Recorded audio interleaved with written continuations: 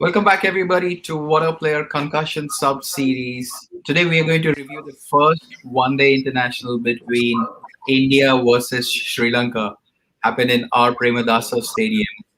India going one up, won by 7 wickets with 80 balls to spare. Pretty convincing victory. To talk about the game and also what were the positives and what are some of the takeaways for both teams, we got Vishak, Syed, and Sid, who's our new entrant into the resident guest group. Welcome, guys. How are you guys doing today? Great, Suman. Thank you for having us. Excellent. Great, Suman. Doing great. Great. And so, Sid, this is your first time, Yep. so maybe a quick intro to our viewers about you. Okay, sure.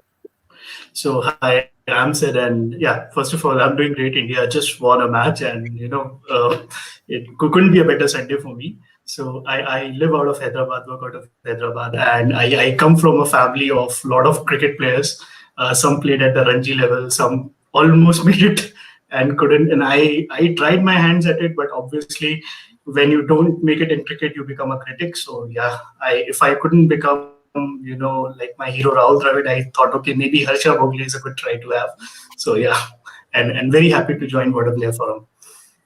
Awesome. That's great. Okay, Suman, why you don't have we? some company here, Rahul Dravid fan.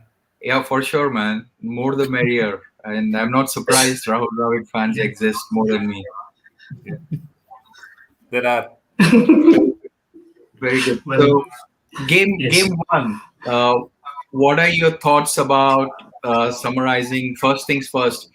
Is this a second string side like Arjun Ranatunga says, or is this way better than any other team in India? Vishak, what do you think? No, I think that comment was pretty harsh. Like if you're getting picked for your national side, it means you have earned it, and you're pretty good to actually play for the national side. And if you see, most of the players they've already represented, and whoever has made their debut or who have uncapped have done pretty well in the domestic circuit or in the IPL. So they have earned those chances by actually performing pretty well in the domestic circuit or in the IPL. So calling it as a second string was definitely harsh. Actually, if you see that Sri Lanka is definitely on the decline, if that is what he meant, like saying Sri Lanka is on the decline and India is sending a second string team to say that we can beat you with the second string side, if he meant that way, again, it's an insult to the Sri Lankan cricket, not to the Indian cricket again. So he shouldn't be saying it anyways, according to me. Yeah. So, Sid, what did you make out of Team India performance today in the first ODI? First of all, I want to take, what Vishak said, I want to build on that for a couple of minutes. Rana Tunga has been that figure that, anybody who grew in 90s, what a captain, what a player. And, I think after Brierley, you saw a captain that, who just took his side, you saw Clive Lloyd in him. I mean, that's what I saw. And I think it's that pride that comes, with that past generation that they somehow think that, okay, second best is not good for us. And I think they need to understand that they haven't seen a pandemic. They don't know what a bubble is like. And I think before making remarks like that, how unfair it is on a guy like Kishan, how unfair it is for a guy like Bhuvi, who is actually trying for a comeback. And this team, mind you, has beaten Australia. I mean, we are talking about, a team who has actually proven themselves outside. So I really think that, cricket administrators, commentators, we really need to think twice, maybe take a book out of Harsha Bhogle or, Jonathan Agnew before saying stuff like that. It's not right in these times. What I can say about the match is, this is one of the most, it's not my favorite ground when it comes to batting. You always see players struggling to hit runs. And you saw that in Sri Lankan batting order. When your number 7 or 8 is giving you the closest to a 50 score, you can see, what's really going wrong. And I am seeing this series as a dress rehearsal for World T20. And I feel we have a lot of positives. Hardik Pandya actually bowled. I really feel Pandya can only add his worth if he has, if he's actually bowling.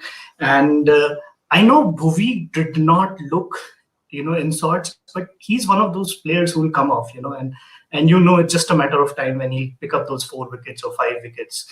And Chahal is obviously he's one of those players. I think he's an underrated Anderson. Somewhere I feel if the ball is swinging, he has it in him. He has the pace. He has that art. I really feel that. And to see Kulcha back, you know, I mean I've been dying to see that combination for 2 years. I know I would have loved to see someone like a Varun Chakravarti given a go, but it is very important for Chahal and Kuldeep to get that confidence going in them. I don't want to nitpick, but one thing that I think we should probably look at is the last 10 overs when we kind of give away about 70 odd runs. So that's one area where we could have improved. But I feel that's any armchair critic. You have to find something wrong with the match. Apart from that, our batting was clinical. Prithvi Shaw. You just name these guys. Ishan Kishan. How can you call it a second string side after seeing the way they've played? And a senior player like Pandey. He looked like he still has to fight for that spot. And I'm so happy to see Shreyas Iyer's spot kind of in not jeopardy is not the right word, but having contenders there. So I think it's a very good dress rehearsal that we got out of this match, and on a difficult pitch. I really like the way we finished before time to show that on a difficult pitch we can actually bat. So these are the positives I actually took out from the match. Great summary, Manseth. Great summary. I think you touched upon a couple of good points there. Vishak, Syed, and I were talking off air. I think, Vishak, maybe that's a good segue. Our opening bowling combination on paper looks fantastic. Chahal, Bhuvi, and Hardik Pandya promisingly bowling more than 4 overs. But you had a point to make about the opening combination, Vishak? On mute, buddy. So if you see since 2020, they are in the bowling attack, even though if it consists of Bumrah or anyone, we have played around 6 or 7 matches and we average around 120 in the first 10 overs and we have picked only 2 or 3 wickets. I think initial 4 or 5 matches we did not have any wickets and our economy rate at that period is at about 6.3, which is actually bad, which is the second worst among all the teams. I think Zimbabwe just have fared more worse than us in terms of the run rate, but in terms of the average, we are the worst. That 120 is the worst. I think that is a bigger concern. I think whoever is bowling with the new ball, I think they have to fire. They have to get the wickets. That is what their job is. I understand if it's 1 or 2 games, but if it is going on for a longer period, it's definitely a concern. That's something which needs to be addressed.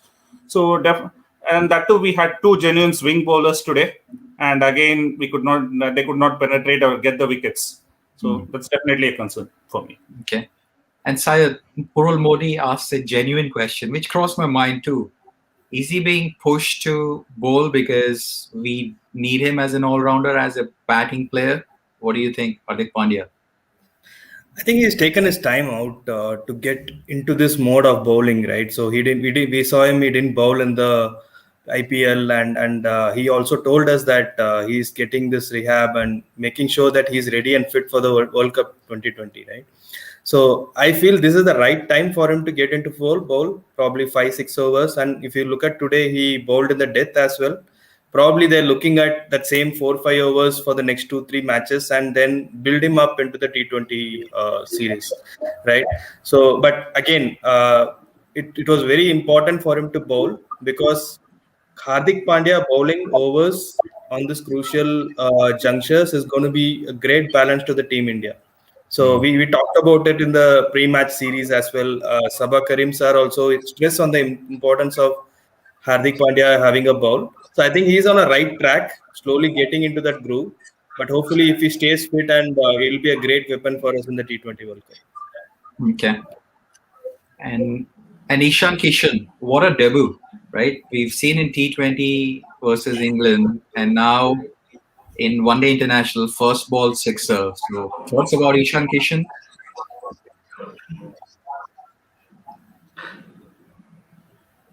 So Ishan, I think he has a great confidence now after the England T20 series debut he did, and he comes from this breed of youngsters without any fear. So if you look at the top 5 we have today, Prithvi Shaw, the way he was going, Ishan Kishan, the first ball sixer, and we already know how dangerous Sky is. So this kind of brings in a great energy to the team, where a player like Dhawan or Manish Pandey can take their time, get into this groove, and push the vehicle to a good score. So that way, I think Ishan Kishan had a great start. One word of caution maybe is initially I felt he went for too many shots, riskier shots. We saw a lot of inside edges going behind keeper and stuff like that. Probably the coming series he should probably pace his inning a little bit more. Maybe he can get a good score as well. So I was expecting a good score today from both Ishan as well as Prithvi. I felt both got out at a wrong time. So I feel these youngsters can do that one bit a bit more. Otherwise, it's a perfect place for them to express themselves. I want to be a little critical about Prithvi Shaw here.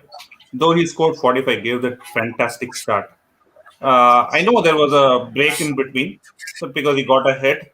And after that, purposely they got a spinner so that they could slow the game, they could slow the pace, and so that they can try something different and get him out. And what you do, there is a long on and a deep mid wicket, and you hit it straight. You still try to challenge and hit it straight to them.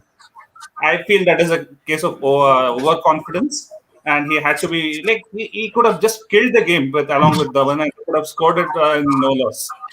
So see, you don't get such chances when you. That's the difference between a good player and a great player. A great player has to go on and finish the game, not like you throw away starts like this. So that is something he needs to learn, according to me. It's a good point. And in the post match, I think they asked Prithvi Shaw, what did Rahul Dravid say after you got out? And he did say that Rahul Bhai did not say anything now. Probably, that conversation will happen. Purval Mori asked another valid question, which is what me, Akash, and Vishak were talking pre-game when they were doing fantasy. They chose Sanju Samson over Ishan Kishan, and eventually Sanju Samson made it because I think there was an injury for Ishan Kishan made it because there was an injury for Sanju. But with Kishan pressing hard, Rishabh pressing hard, is Sanju Samson's place is at risk? What do you guys think? Sid?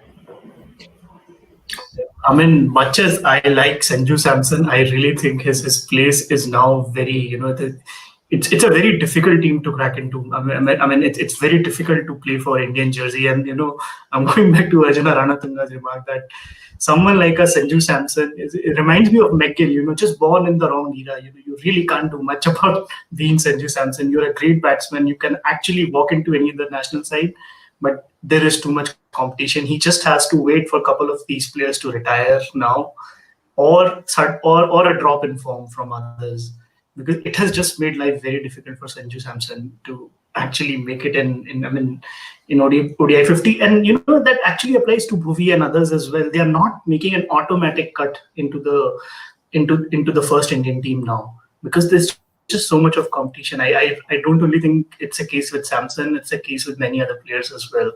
So, only two things will work in his favor: either some retirements or, a drop in form.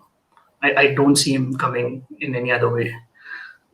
And I'm a big Samson fan, by the way. Yeah, it's unlucky. But I think Samson, in all fairness, got his chances. He's had enough chances to play for Team India so far. And then I think you touched upon the point. Yeah, there is competition, but in Australia too, in T20s, after the games, he did say that Shastri and Kohli told me to just go after the bowling, which I did, and it did not click, unfortunately. But I wouldn't think Sanju Samson is getting a rough deal. It's just that capitalizing chances, Kishan and Rishabh Pant made better than him. That's what I see as a assessment. What do you guys think about Shikhar Dhawan's captaincy? Happy, surprised, more to see? He did well on his debut, I would say. He's, as we know, he's a cool customer, and we expect him to be cool on field and have some fun, right? So I think he did well. I like the way he attacked through the spinners. So I could see there was a spinner having a slip all the way throughout most of the overs they bowled, right? And I think I like the move where on the Kulsha, right? So it's been a long time. Both of them came into the team together because of the balance we always used to have Hardik or Jadeja coming into that extra batter. But I think this was a perfect setup for them. I felt the confidence in Kuldeep. I could see him having a slip. He got a wicket of that, I think. So I feel he had a great start, and back it up, he also finished 84 not out, right? Such a patient and the perfect ODI innings you would like to see from an opener. Settle in and then go for runs. So that would have boosted his confidence as well. And being with Dravid, obviously he can pick a lot of techniques from him. So that way, I think he did a great job. So Dhawan's captaincy was on target, I would say, for the first ODI. We'll have to see the next how high pressure games he'll get used to. Okay. I feel it looked all perfect because he wasn't challenged actually in this game at all.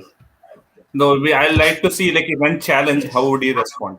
Because this game was all easy, that kind of initial except that first wicket partnership, which went on a little bit with the new bowlers and during the death bowling. I think those were the only two challenges for him, so which he needs to address. But by the time by the time the death bowling came, right, it was evident that Sri Lanka are not going to score much.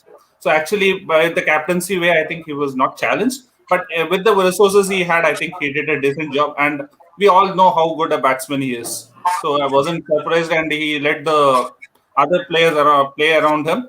And he just, like, I mean to say, he played around the other players. Sorry, he played around the other players and made sure that he remained calm till the end and finished the game. Yeah. Purul Modi coming in with another good question. And to be Go ahead, Sid. And to be fair, he had a very good team. I mean, if you have bowlers who can give you 70 overs in a one day, you're already winning. And, genuine bowlers where you are actually cutting short of Bhuvi. And when you have a Krunal Pandya, I mean, I think he's an unsung hero today. He bowled a tight line. And I mean, not the greatest to the eye. He's not that deceiver of the ball or throwing the ball in the air. But somewhere I feel that he is lucky right now in a phase as well. And for me, I'm pleasantly surprised, but that he is able to take up the mantle as well. I have to give it to him. I did not expect him to turn out this well on the match day. I'm not saying that I was expecting India to lose anywhere. I mean, I think clearly we are the favorites here. Not to bash. I mean, as an Indian, as an Indian fan, it's so great to see a team like this. But and his role is majorly man management. He has got a very good team and a weak Sri Lankan side, mind you. So I think he has to be challenged to actually see where his captaincy comes from in the time. But one of the things that I really like that he did not choke as a batsman under captaincy. It has happened to Alistair Cooks of the world and who not. And he actually carried on the mantle pretty well in his first match, as a captain. So I was fairly impressed. I was thinking that he might get choked there as a batsman. We'll not see that free-flowing Dhawan, but we saw him there. So that was very reassuring that he can actually take that challenge. Great summary. So another question from Purul Modi coming in, and I'm interested to get a take from all three of you. So let's start with Syed. So if you were Mickey Arthur or Sri Lanka captain, what should they focus on next during this transition phase? So offline, me and Modi had a chat on this, right? So talking about transition phase, and we know that a team like Sri Lanka has been in transition from the time Sangha and Jayawardene had retired, and they're going through this. And if you look at, there are a lot of things happening around their team. So you see a team which went to England, most of the players are not there, and then we have injuries. And Matthews saying that I'm not going to sign the contract because I'm going to retire soon. So they've not really got that setup clear as of now. I would feel probably a strong domestic circuit is very, very necessary. And they should. So we saw Chamika was currently in the squad, right, for them to help out. But I would see someone strong like Jayawardene or Sangha giving that helping hand for the youngsters, like how Rahul Dravid is doing, because we know there is talent. Someone like Sranga or you should see Dhananjay De Silva. So these guys are good, but problem is they have to be brought into that phase where they're given the challenges, they take them through it, and those kind of things. So I would definitely want to see. It's been difficult for Sri Lanka. We see even for the 2020 World Cup, they are not in the main slots, right? They have to play qualifiers and stuff. So definitely there should be something which should come up with a clear-cut plan for the players. A better domestic circuit will definitely help them. So those are things I would say would help Sri Lankan cricket. Okay. And Sid, I felt compared to England series, Sri Lanka played pretty well. 262 is a decent score in a one-day international game. I was actually expecting they probably will get bowled out between 100 150, but 262 is a pretty decent score.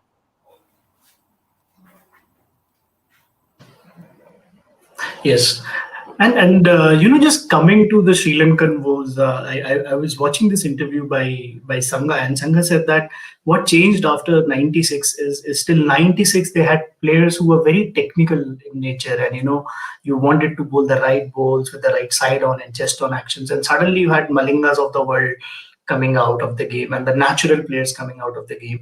And I feel that has been Sri Lanka's strength. They had Mendes for a while, who was this mystery bowler that of course, Viru tamed him, but I feel that Sri Lanka should go back to that strength of theirs. That who are those 20% of the pool who are a bit exotic, who are playing a different sort of a game, and send them to play in Sheffield Shield, send them to play in counties, just because I don't think they're and I'm sorry to say this, but I don't think they have a great domestic setup. It's not like the Indian domestic setup where you will get a ready-made team. They would have to send players abroad. They will have to give them stints outside, and I think that will be the only way, especially the batting side. I mean, if you're somebody growing in Kandy, you are supposed to be very good with fast bowling because those are the kind of conditions you get in Kandy. But you're not seeing those players. You're not seeing those Sangas. You're not seeing those Arvinder De Silvas, and I think the reason is most of them had a county stint. So I really feel that somebody like Mahela, somebody like Sangha, somebody like Rana Tunga should really run the show and identify the top 10, top 20 players and just send them in leagues abroad, because this system is going to take time to fix itself. And once they have that experience, especially the batting department is what I feel. I really don't see a single batsman here who's actually, if I'm an international level bowler, I'll not be worried about any batsman right now. That okay, you know what, he might be for a six. I really don't think someone like a Mitchell Stark would be worried for them. So I think they need international exposure very badly. See, this is what worked for Pakistan. They had a very, very I mean, we all know the worries of Pakistan board that payments are not coming on time and things like that. But they had county stints and they had players playing in Australia. And look what it has done for them. They always had put a half decent team or a decent team, and in '90s a very fearful team. We were really scared because they were able to look at the ecosystem which exists outside their own country. So I feel they should look at that. If you don't have a domestic setup, that's the best way out. Some fantastic points being made by Sid. And another question coming in from Sanjay. Vishak, what do you think? Prithvi Shaw come back in Test? I think it's a little too early to comment. So I think it's just one game by the way he played today. And I think he is good for ODI. This innings, I would say, is a good T20 innings, not a good ODI innings. As I mentioned at the start again, if in the ODI, you need to carry on and finish the game. You need to bat for longer. If it was a T20, I would have agreed like 43 of around 20 balls and you get out. It's fine. Absolutely fine. You have given that start. But I think in test matches, he has not proven. He had a technical deficiency in Australia. He has overcome it. But definitely, if he was that good, if he has overcome and the selectors felt that, he should have been in the playing for England straight away. So that that he's not there means that the selectors didn't have the confidence initially. So I think he still has a long way to go. He has to set himself up in the limited overs first, then play good domestic cricket, prove himself in the longer format, then he can get it. So I think it's little too early to comment on his comeback on tests. Okay, very good. And I think Sabah Karim and Vijay sir also had a valid point that Prithvi Shaw being sent now is a little unfair for the squad which is there in England. Definitely. And Vishak, you're spot on. Today's innings was good, but I felt that he played more out of an anger versus his talent. That's what it came across as his performance. But Look, in a team, if you have Prithvi Shaw, Rishabh Pant, and Ishan Kishan in playing 11, any day I'd switch on the television to watch because all three will entertain for sure. Excellent. Uh, this has been great. I think today we had many cricket matches, which I love to the core. I think next weekend is a busy one for cricket lovers too. So looking forward for it. Hopefully, you guys are excited with all what Just happened in one India. thing, I just wanted to add one thing on the Sri Sure. Lanka thing. So I think Arvind De Silva made a very good point that somebody like a Mahela Jayawardene or somebody needs to go and coach the under 19 team so that the grassroots level can be strong. And he said like he has been persuading Jayawardene to actually take that role up. So that is something Sri Lanka would need. Some experienced player like Jayawardene or Sangakkara. Yeah, I think Vijay sir also made a comment over there that they should be paid enough to get that job or something like that. So like if it is, see, if you want to improve your cricket, you have to get your best players or best coaches on board. See, Mumbai Indians wanted Jayawardene. He's proved what he could do with Mumbai Indians.